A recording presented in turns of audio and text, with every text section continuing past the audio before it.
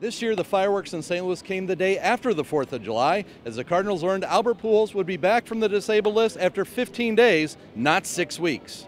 All the trainers, they did a pretty good job, and the doctor, and then myself, and, the best doctor is God. So, I knew that, that hopefully it would be less than 6 weeks, and, I told everybody around, I was looking forward to, to come out in 2 weeks, and here I am, so hopefully now, just try to continue to stay healthy for the rest of the year.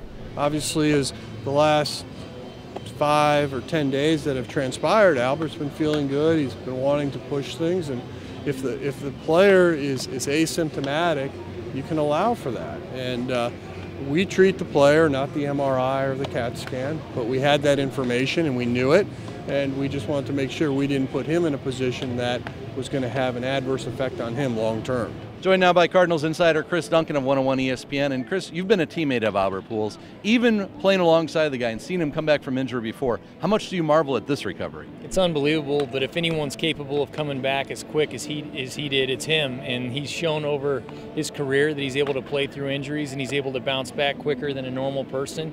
And from the start, you called it, Stull. He told you that he was going to be back soon, and we're seeing it. Today he took batting practice and he looked great, and he was driving the ball, and what a boost for this team to have him come back. Yeah, Albert's sharing, he's actually been taking batting practice for a week, progressing from 30 to 60 swings, and as you mentioned, we saw him not just hitting, but he was driving the ball. He was driving the ball into the upper deck, he was hitting home runs, he was hitting the ball into the gap, and it's really impressive to think that over the last couple weeks, he's bounced back this quickly. In the last few days, he mentioned that he was hitting off a pitching machine, throwing 90 miles an hour. So it tells you that he's going to be able to catch up to a game speed fastball, and he's still going to have the same type of explosion and strength in his wrist. Pujols coming back. Gerald Laird leaving for a rehab assignment. He'll be back by the end of the week. Eduardo Sanchez getting close. This team getting healthier at just the right time. The team's playing better. They're in first place, and now they're starting to get some of the players back that were on the disabled list. This is going to be a huge boost for this club, and look for them to get hot after the All-Star break.